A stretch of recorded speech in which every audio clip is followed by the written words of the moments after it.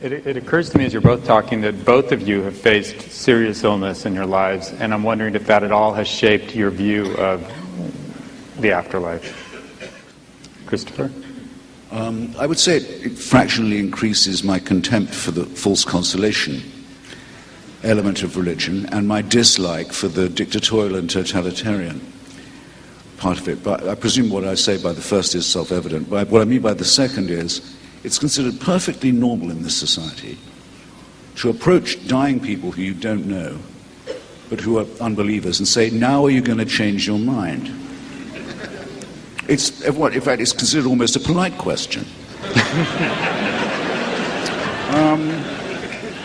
And as you know, there's a long history of fraud about this. People claim that Darwin had a deathbed recantation. They'd made up lies about Thomas Paine. It goes on all the time.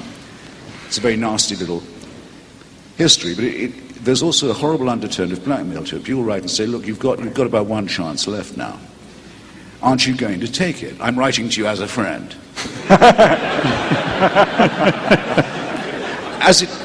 They've even tried it on me when I've been very ill and I haven't had quite the vinegar I'd like to have had in a hospital bed. I don't mind, I can take it.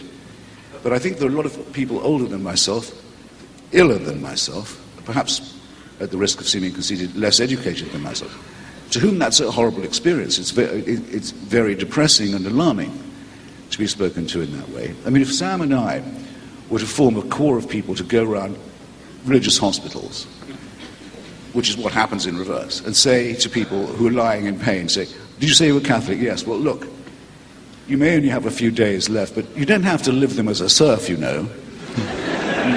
Just recognize that was all bullshit, that the priests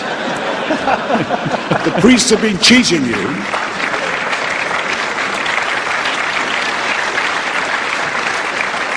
And I guarantee you'll feel better. I don't think that would be very ethical.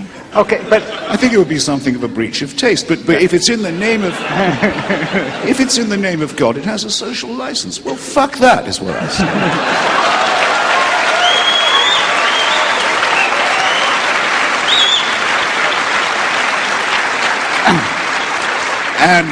And will say, if it's my last breath. Thank you.